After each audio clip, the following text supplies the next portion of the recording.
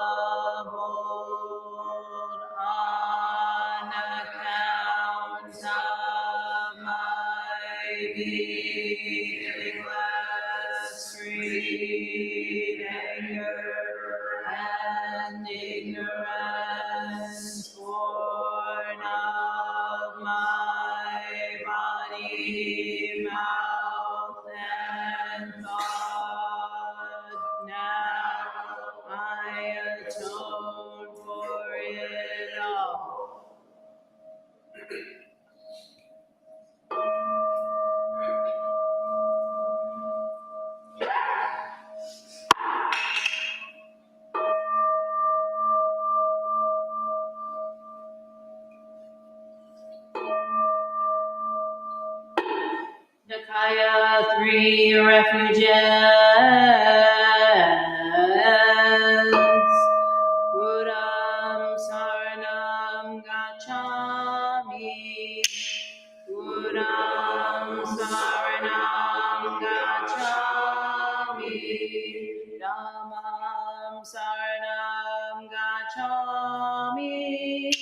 Dhammam Saranam Gacchami. Sangham Saranam Gacchami.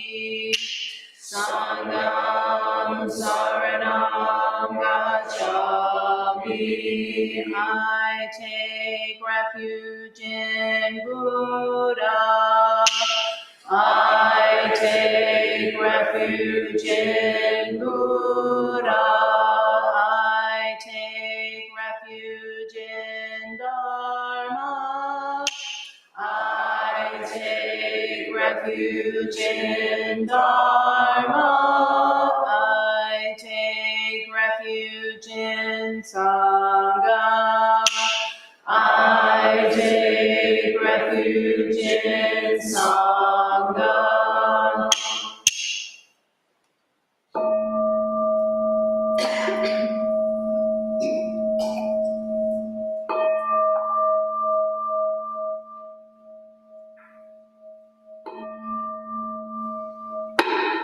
The 5 remembrances. I am of the nature to grow old. There is no way to escape growing old. I am of the nature to have ill health. There is no way to escape having ill health. I am of the nature to die.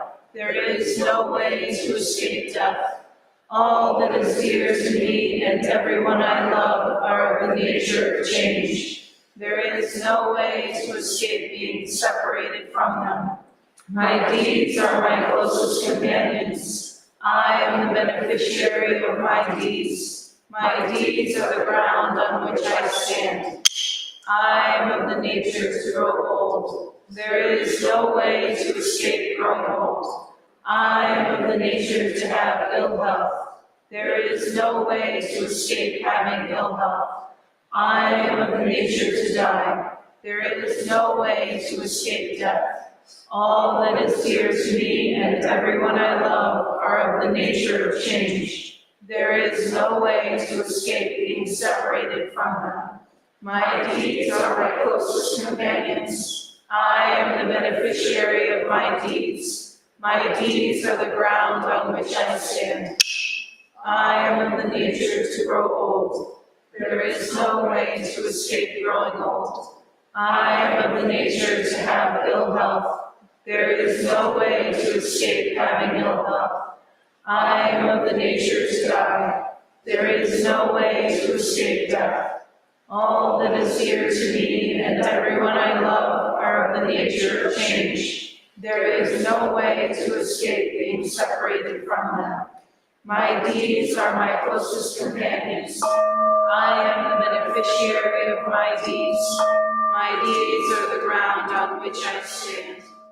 This precious human life, rarely encountered, is easily lost. Now that I have life and opportunity, may I practice the Dharma wholeheartedly.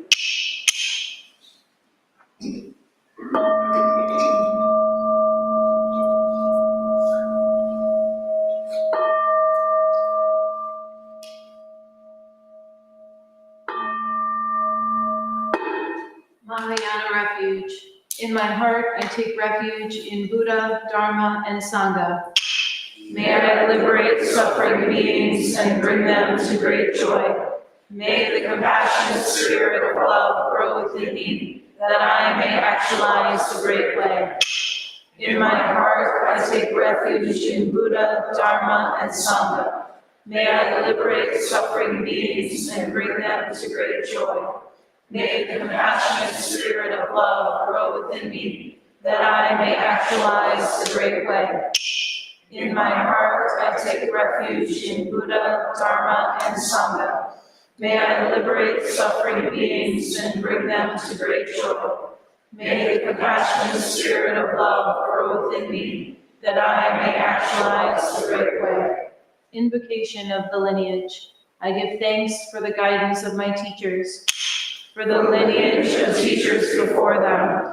I give thanks and offerings for their devoted practice of generosity, moral discipline, patience, joyful effort, concentration, wisdom, skillful means, unshakable vow, spiritual powers, and awakened awareness for my benefit.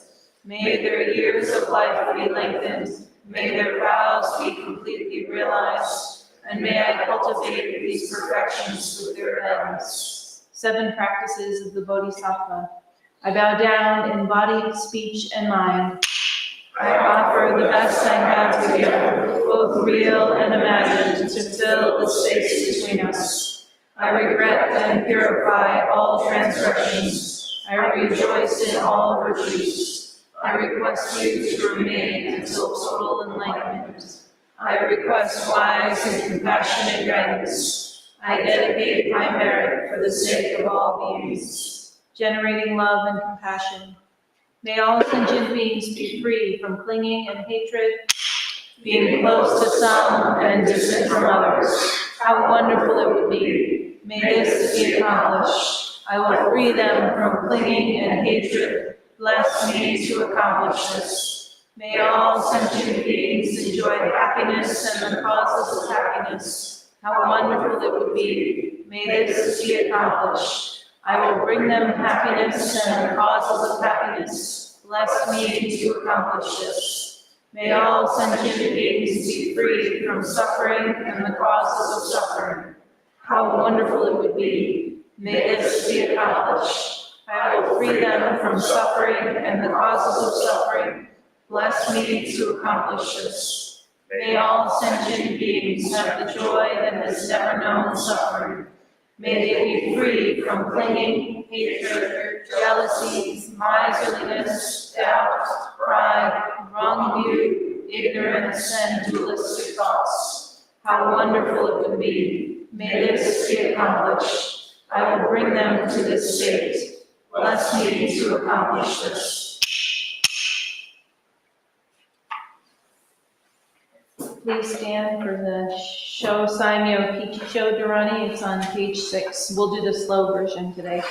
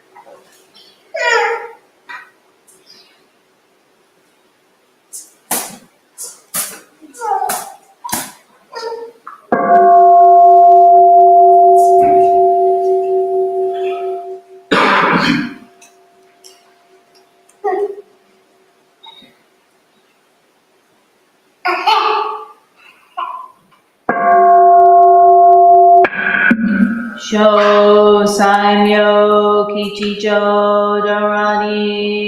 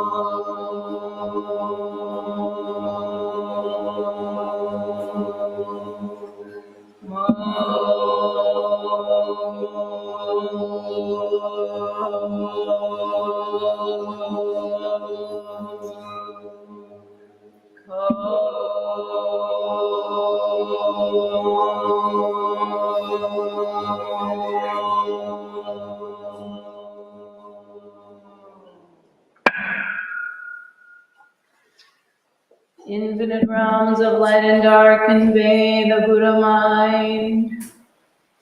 All that is and we ourselves come forth in perfect harmony. We offer this sincere and devoted practice for the many beings of the sixth world, and dedicated and grateful thanks to the strength and sound practice of the Great Heartland Sangha and its teachers. May our virtuous actions be clear from all interferences, and may our vows be fully realized. We especially dedicate these merits to our original teacher, Shakyamuni Buddha. May the merits of our practice awaken all sentient beings. And to Melanie, Soke, Roger, Debbie, Wayne, and the Jewish community of Toledo, May they have peace and healing. And to Connie, Ella, Shirley, Father Krian, Susan, Cindy, and Graham at the time of their deaths. May we live in perfect peace with Buddha Dharma, and may we realize the Buddha way together.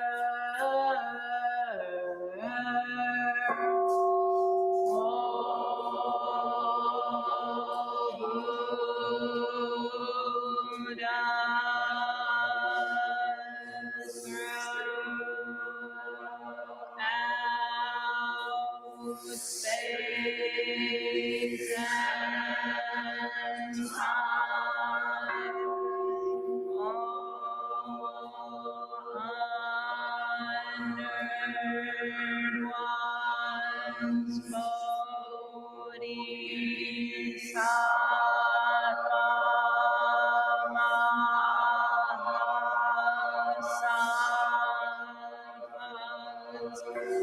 wisdom beyond wisdom,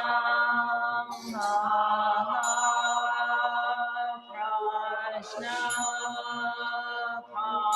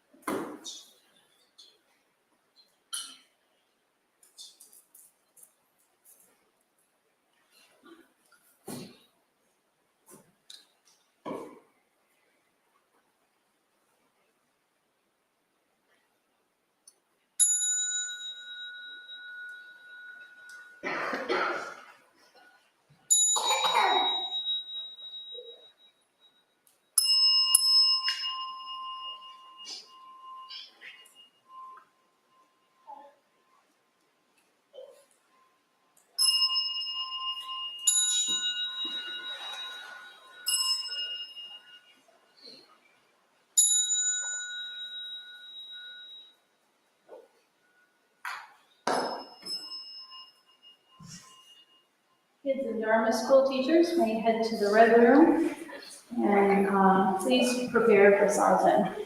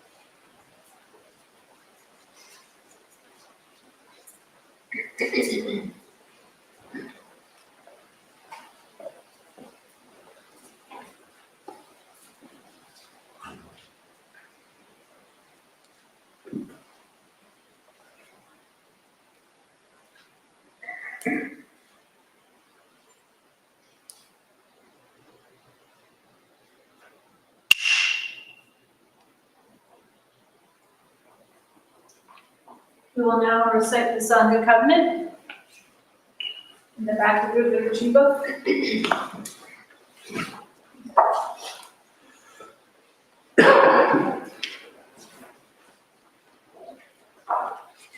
You can find it on page 8. We, the Daishin Koruchi Sangha, with respect for the worth and dignity of each person. With wonder and wisdom and compassion we seek to cultivate thy practice, and with deeper gratitude for the teachers of this lineage and our connection to one another, covenant to support each other by upholding precepts, doing no harm, practicing good, and actualizing good for others. Please be seated for the talk. You can face the teachers. And then we will be reading the Gata Ananda Sutra on that same page.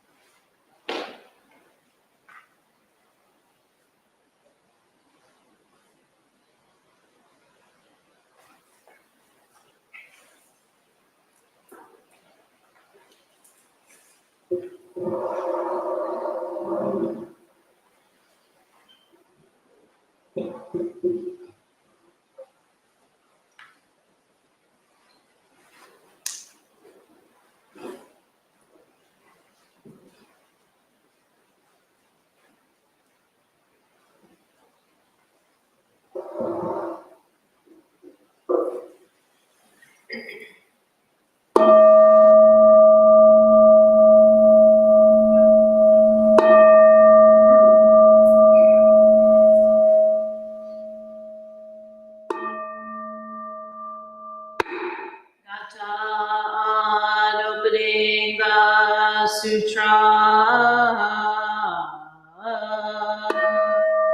the Dharma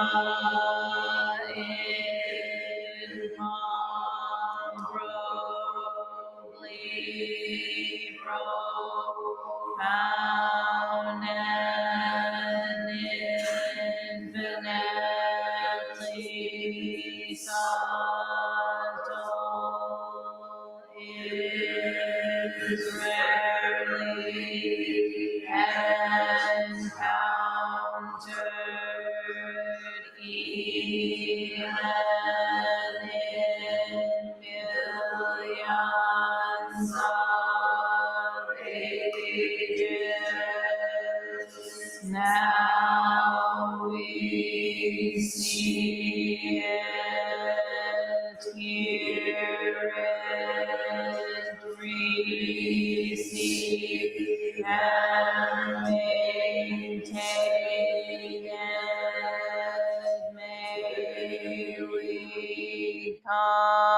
completely realize the Tathagata's true meaning. Okay, good morning. Oh, actually, we're in the afternoon. It's 12:02. Such a gorgeous gray day today. So today we are celebrating Buddha's enlightenment today.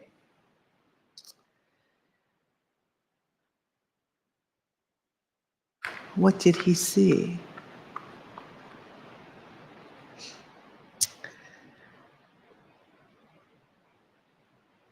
Buddha was born under a tree.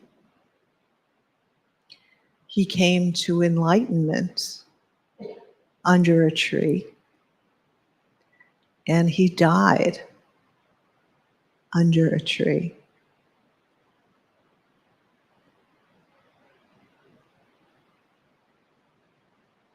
Much of the Buddha's spiritual journey was about trusting this life and feeling protected and held by the ground and by the trees and the stars. He came to realize that we and the trees and the stars and all that is come forward full and complete, without beginning and without end.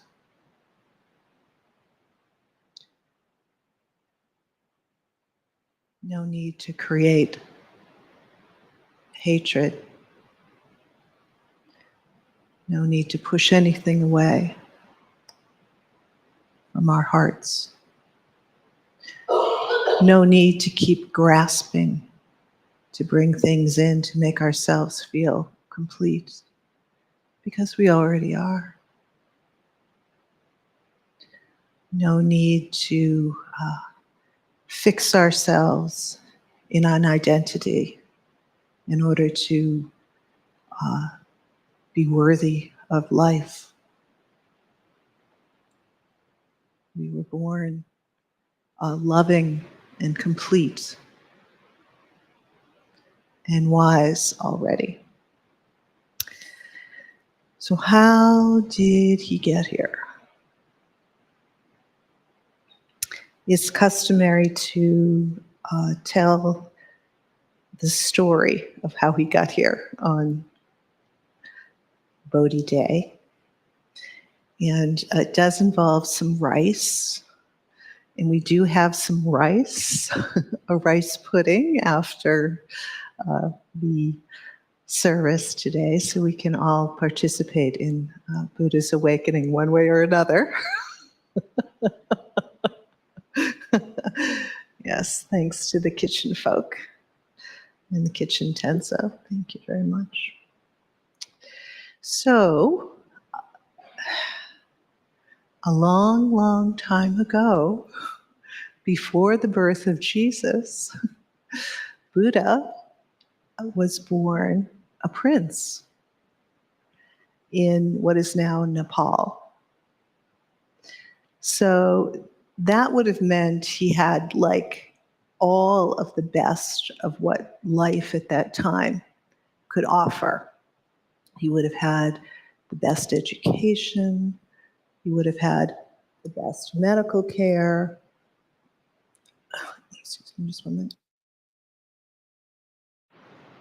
He would have had every need fulfilled. He would have had a life of pleasure and respect. He would have had training as a warrior. He would have had training as a musician. He would have had training as a dancer. He would have had all the things And interestingly enough, it sounds like, wow, that sounds amazing, plus all the palaces or whatever. But I suspect that if we actually went back in time and saw his living conditions, we would be like, damn, we are all living the aristocratic life right now, right? We're probably living way better in 2023 than Siddhartha did back in the day. There was a prediction when he was born under that tree. Is he going to become, he could become either a warrior king or a religious leader. And of course, the father was like, oh man, no, we're not doing that whole religious leader thing. We need him to keep the kingdom going. So that was the education that he had. That was the life that he knew. But like anybody who's just sort of like sequestered away, your, vast human curiosity, right, gets the best of you.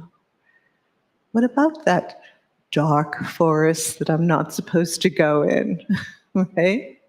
What about what's beyond these palace walls? So, of course, he wants to go find out, like we all do. And one day, his attendant, Chandra, was going to the market. And Siddhartha sort of snuck away, stowed away in his chariot as he was leaving the palace grounds. And Chandra and him had a really close relationship. And of course, as soon as Chandra saw him, he was like, dude, what are you doing? You're not supposed to be out here. And Siddhartha was like, I just got to see what the heck is going on. What is the life outside of these palace walls? This is making me crazy. I'm even a little bored because I've explored every single inch of this place. What else is there, right? So Chandra takes him around the marketplace, and I'm sure he was cloaked or whatever, so no one would know that he was the prince. And he sees some stuff. And he's like, oh my God, what is that? He sees people living in poverty and in rags. He sees people with wrinkled skin and gray hair. No one around him. Everybody dyed their hair so that he wouldn't have to face the whole aging process. And they had lots of good potions back then to keep the skin nice, kind of like we do today, actually. Thank God for those potions. He saw people that had weird sores all over their skin. He saw people coughing. He saw blind people. He saw people crippled. He saw people without limbs. And he saw someone flat out on a pallet, stiff as a board. And each one of these that he saw, he's asking Chandra, what is going on here? And Chandra said, well, Prince, you're looking at the reality of human life. Old age, wrinkles, gray hair, sickness, death. But let's keep going, because there are other things. And they're walking around a little bit more, maybe picking up some apples or bananas or whatever. And they see a monk. And Siddhartha goes, well, what is that? And Chandra goes, oh, that's a holy person who is working on enlightening themselves. And Siddhartha was like, what is that? He looks so different. he's got this kind of glow going on. You can tell there's something else going on there. What is that? Chandra says, well, he's practicing spirituality. And we got to get back. We got to get back to the palace. So let's get back. And of course, as soon as he gets back, what's happening in his heart and in his mind? He can't stop thinking about what he's seen. And he's absolutely obsessed with what the heck is going on here. I just saw a major flaw in the system, right? There's no way that I can stop these things, old age, sickness, and death.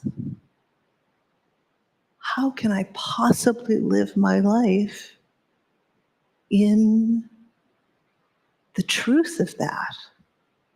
I am so afraid. I am so devastated. I am so immobilized. What's the meaning of my life if I'm just going to me and everybody else is just going to be betrayed by this body, by this life? What's the point?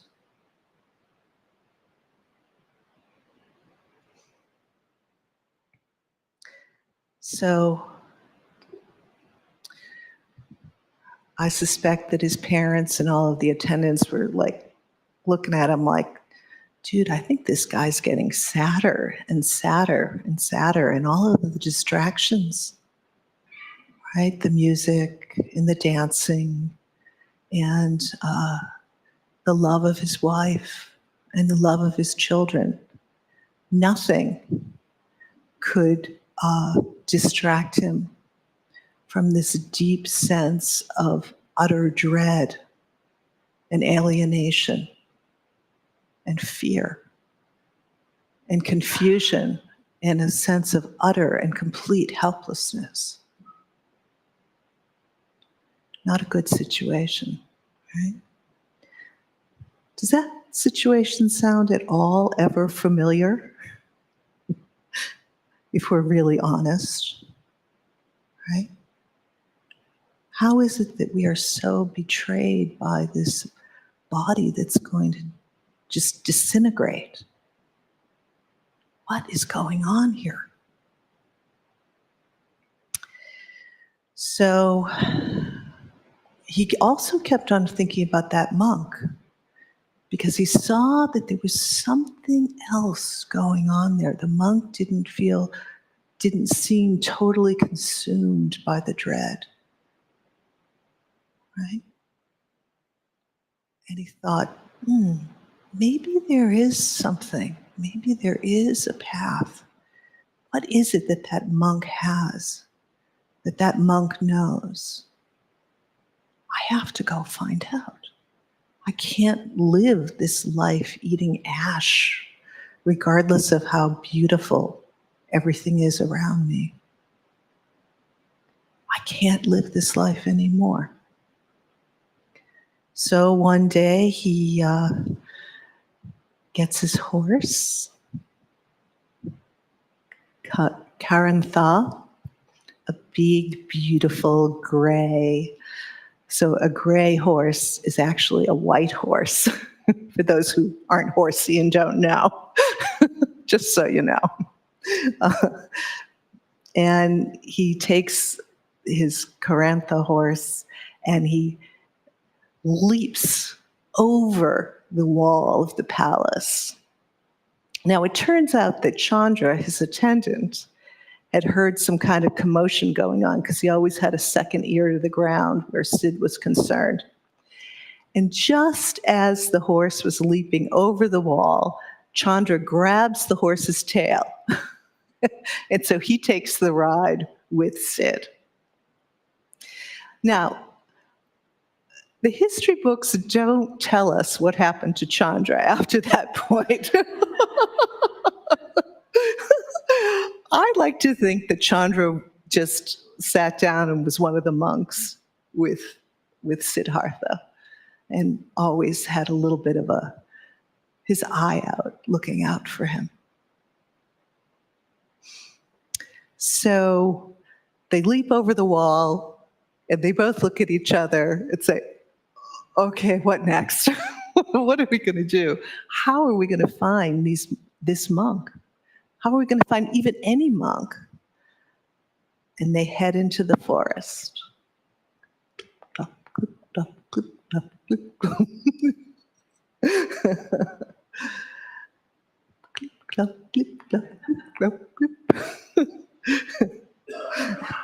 And they see some sort of an aura in the forest. And they look at each other and they say, that might be one. Clip, clop, clip, clop, clip, clop, clip, clop. And they find, of course, the monk. And the Buddha studies with the monk for 6 years. In fact, the first thing that he studied was how to reach a non-dual state. And he got so good at it that the teacher asked him if he would take his place, if he would teach. And the Buddha said, I can just sort of like go into blank consciousness. But honestly, when I come back, I still taste the ash. I'm still afraid of the ash. Something's still not right. Right? He says, thanks, but no thanks. I think I'm going to move on. Me and Chandra, we're going to go find some other teachers. So the next teacher that they find is an ascetic. So an ascetic is someone who mortifies the flesh. So they teach him and Chandra and a few others how to basically fast almost until you drop. So there are if you ever see some statues of the Buddha where he looks totally emaciated. In fact, there was a time when our little advertising cards for the temple had one of those pictures of one of those emaciated Buddhas on it. And I used to always laugh because I'm sure when people came to the temple and they saw Rinzin and myself, they were like, wait a minute. That's not the Buddha I just saw on that card. Anyway, it got pretty dire, right? So what he was trying to do was okay, I'm just going to totally ignore the dissolution of the body. I'm going to actually actively aggressively diss it. I'm going to go against all of the life signals that say, oh, I should eat. Oh, I should take care of my body. Because you know what? I'm kind of pissed at it. It's going to go. And this weird sort of aggravated assault that is asceticism was upon him. And I guess the story goes that they would take 1 grain of rice a day. And of course he's getting weaker and weaker and weaker, and he's going to die. And one morning he's meditating, he's pretty close, and there's a boat on the river. And there's a music professor, one of Roshi's incarnations, on the boat giving a guitar lesson. And he hears the teacher say, with the string, it can't be strung too tight or too loose. It has to be exactly the middle way, right? Not too tight, not too loose. And then you can sing, and then you can play. And something about that teaching spoke directly to his heart, to his Dharma eye, and he said, oh, yes, what am I doing? I'm going to all of these extremes. I went to the extreme of like blank consciousness. I went to the extreme of emaciation and degradation of my body, and still nothing. What if I stopped doing that? What if I stopped making an enemy of my body?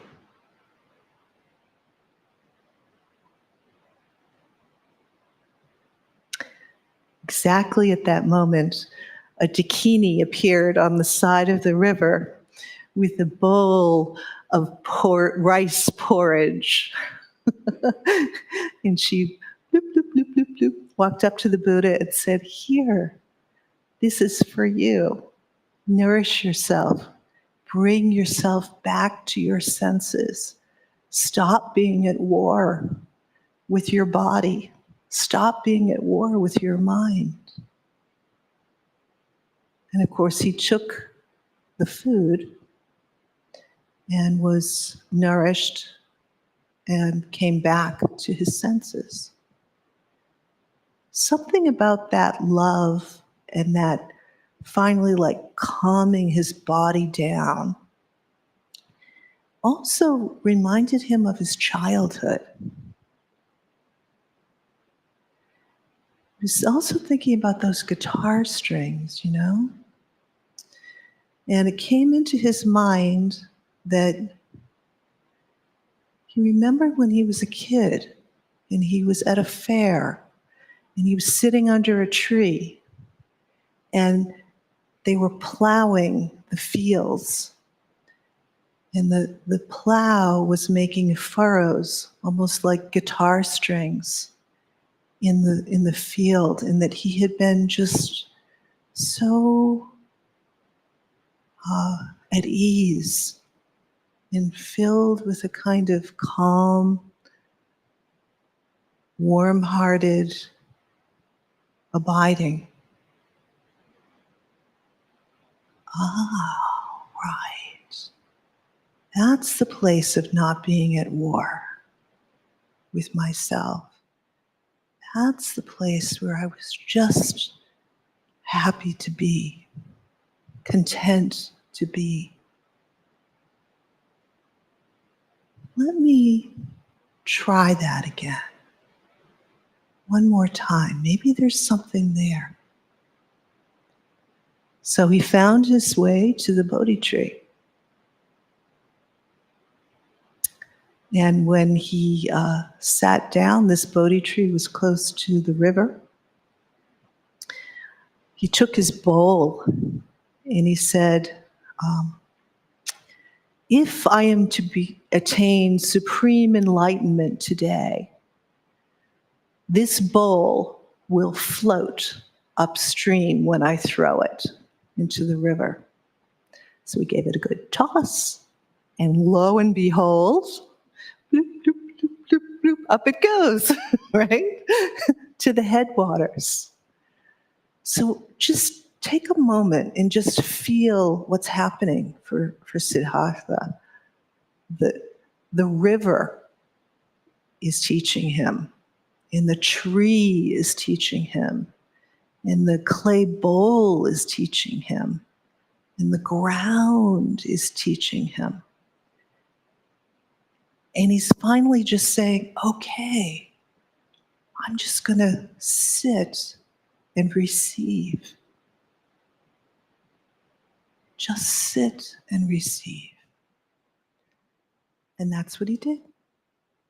He sat and received the blessings of his life that transcend any ash, any fear, any anxiety. It transcends life and death itself. He sat in that calm, warm-hearted, abiding under the tree. He sat in that clear, luminous awareness that was his birthright.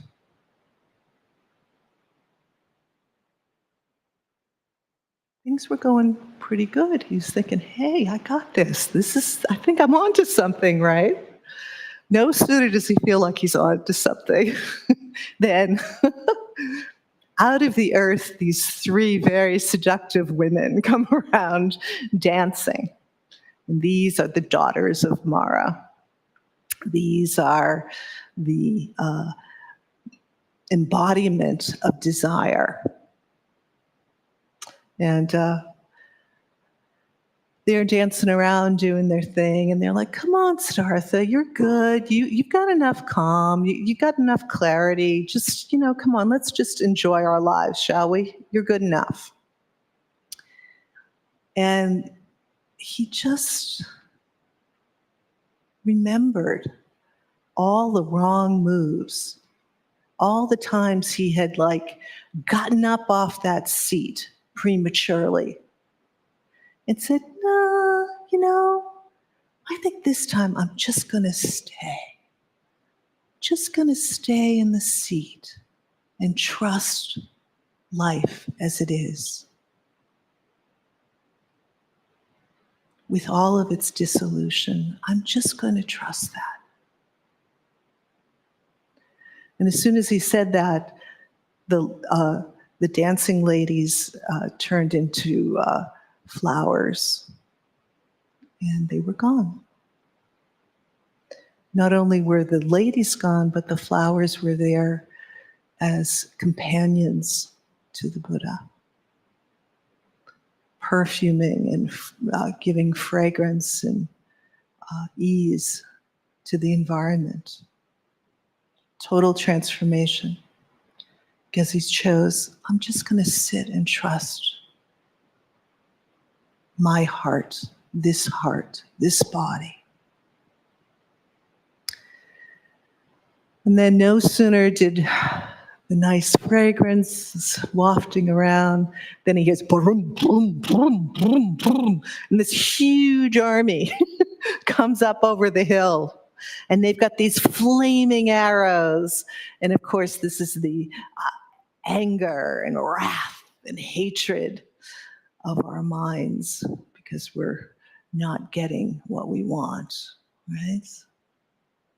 And so they come up and they're getting ready and they're shooting their arrows at him. And he says, okay, normally I would run, right? But not today. I am going to totally trust myself. I'm going to totally be in the moment that I'm in. And the army captain says, the general says, and fire! And I'm sure he was like, okay, here we go. But lo and behold, a miracle happened. All of those flaming arrows turned to flowers. And again, all of the atmosphere around him was perfumed with this ease, pleasant, accommodating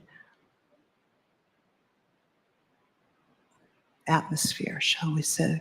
So things really started conspiring. He was feeling how the whole nature, everything, his own mind was on his side, on the side of awakening, on the side of ease. How is that possible? Well, don't get up. Don't stop. Just sit. Just sit with it, not as an enemy. And finally, Mara himself arises from a pond that was also close by and says, hey, Siddhartha, I don't know what's going on here, but I mean, who do you think you are to think that you, just because that bowl floated upstream, are going to get full and complete supreme enlightenment today? Because really, you and I know you're not really worth it. You are not worthy. And by what right do you have to declare yourself enlightened? Should it actually be true? And again, the earth itself, the ground that he was sitting on, the very ground that we are sitting on, he touched the earth. And the earth rose up in joyous proclamation of his enlightenment. And of course, not only this earth that we're on, that's floating through this sea of darkness, this marble, blue marble that we're on, but all of creation affirmed him.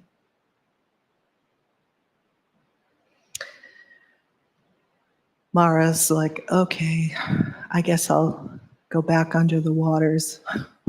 This one is not, I can't trap this one. And still, the Buddha continued to sit, even with all of that affirmation, even with everything turned towards like the calm and the warm-heartedness and the ease and the luminosity and the clarity and the awareness. He sat as all of those things.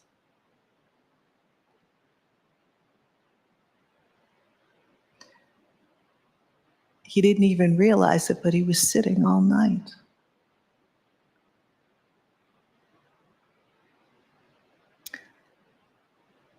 In the morning, a star arose, and he looked up, and that star completely blew away any lingering imprints that he might have had about him not being worthy.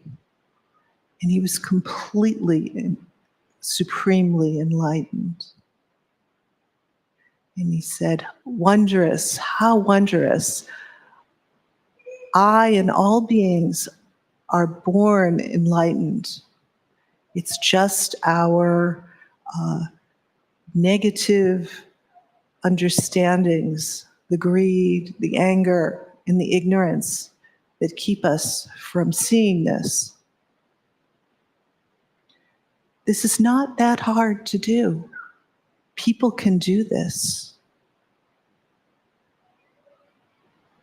I see the kids coming. Anyway, and it was a totally happy ending.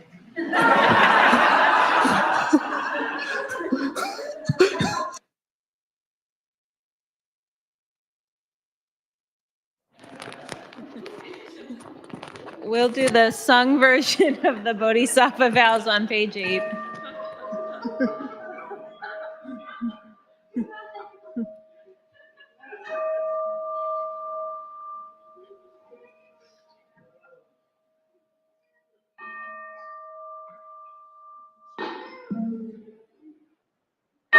I vow to wake all the beings of the world. I vow to set endless heartache to rest. I vow to walk through every wisdom gate. I vow to live the great Buddha way. I vow to wake all the beings of the world. I vow to set endless heartache to rest. I vow to walk through every wisdom gate. I vow to live the great Buddha way. I vow to wake all the beings of the world. I vow to set endless heartache to rest. I vow to walk through every wisdom gate. I vow to live the great Buddha way.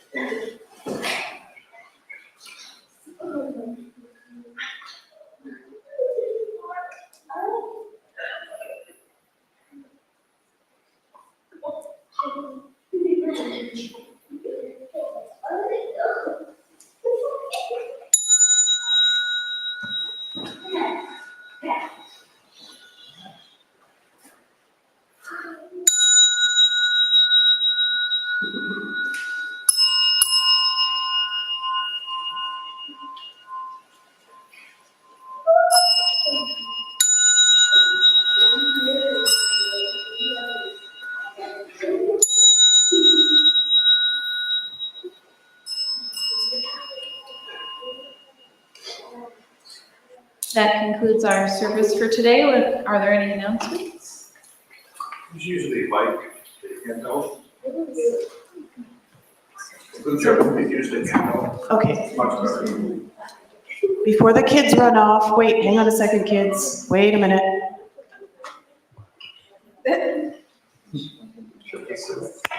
Thank you. Okay, hi, my name is Buja.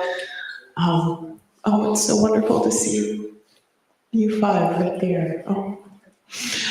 So in Dharma school today, we talked about Bodhi Day and we read the book, I See You, Mara. And what we did was we made, the book is about the night that Shakyamuni Buddha was sitting under the tree and Mara came in their many forms and with all the things.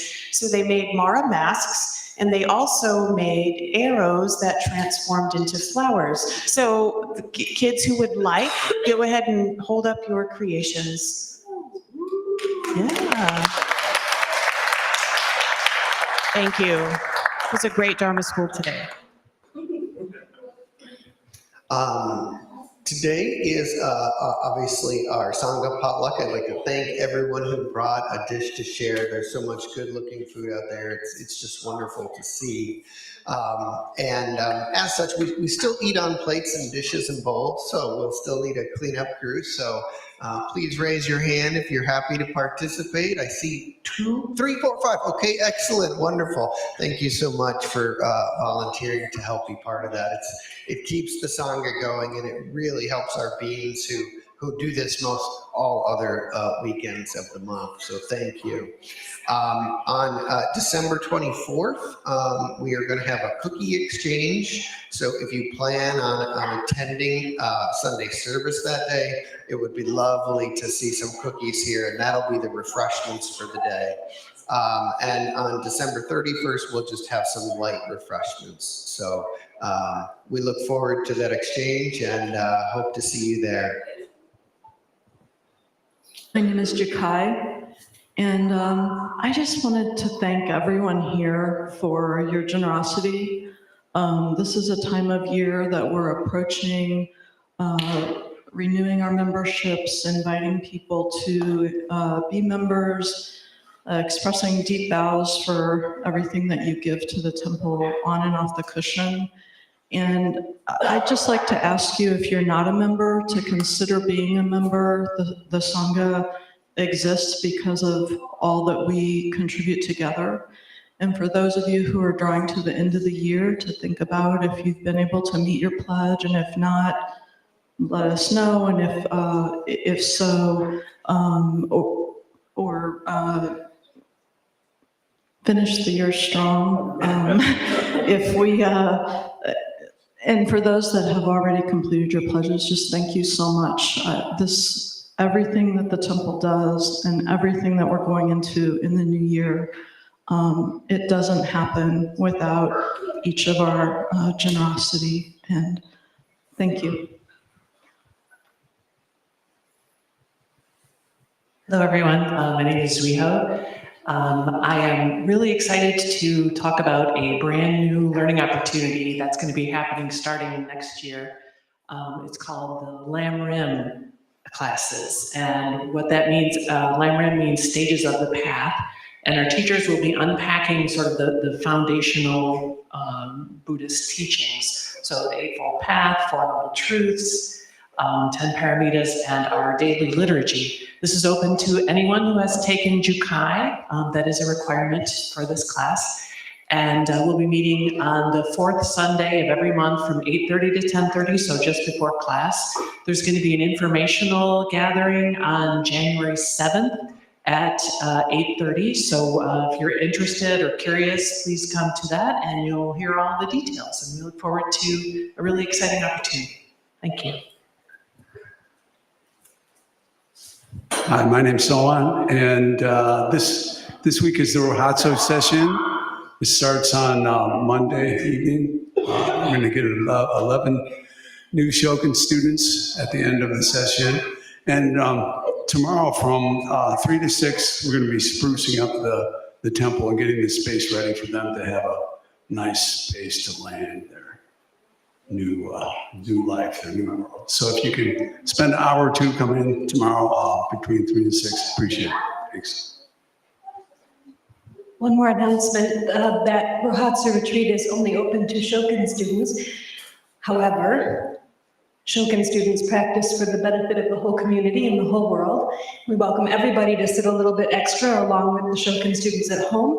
And also, Wednesday night, everyone's welcome to come. We're starting a little earlier than usual. The evening will start 7:15 instead of 7:30. But you're welcome to come in silence, sit down, and do Zazen with the Rohatsu retreat. Hope to see you all there. Just one final announcement, calling all teachers and priests just outside on the porch behind the altar for a short photo moment. Thank you.